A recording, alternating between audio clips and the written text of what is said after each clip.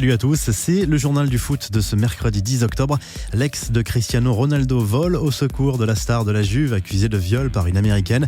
Sur une radio italienne, Raffaella Fico a évoqué sa relation avec l'international portugais lorsqu'il jouait à Manchester United. Nous sommes restés 11 mois ensemble, c'était 11 mois d'amour. C'était un type normal, calme et simple avec moi, un vrai gentleman, a confié l'actrice et mannequin italienne.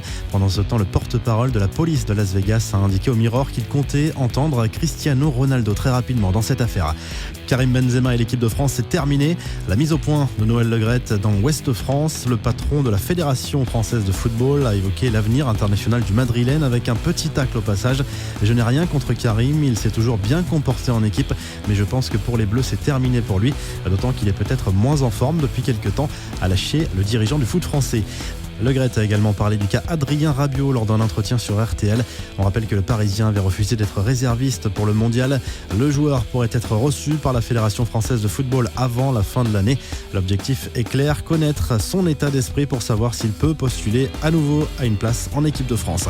Les Bleus devraient bientôt recevoir leur fameuse bague de champion du monde, largement inspirée de la NBA. L'idée avait été lancée après le sacre mondial par Paul Pogba et Antoine Griezmann et acceptée sur le principe par la fédération.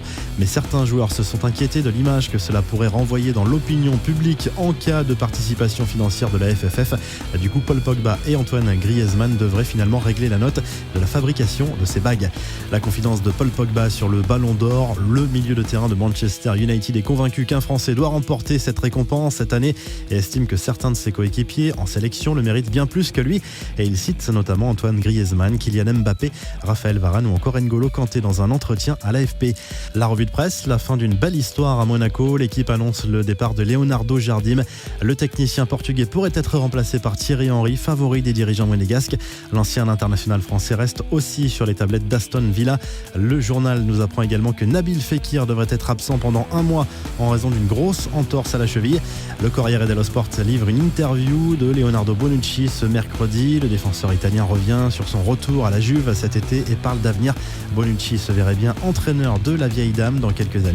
En Espagne, Marca revient sur la rumeur Eden Hazard et détaille le plan du Real Madrid pour attirer l'international belge l'été prochain. Enfin, du côté de la presse catalane, le Mundo Deportivo reparle d'Adrien Rabiot, grande priorité du prochain mercato du Barça. Et direction l'Angleterre où le Sun explique que le technicien portugais va rencontrer les dirigeants mancuniens dans les prochains jours afin de connaître précisément la position du club à son égard. José Mourinho qui coûte décidément très cher à Manchester United. Le coach portugais vit à l'hôtel depuis son arrivée chez les Red Devils et Daily Mail nous apprend que la note dépasserait déjà les 500 000 livres. Vous retrouvez toute l'actu foot sur topmercato.com et à demain pour un nouveau journal du foot.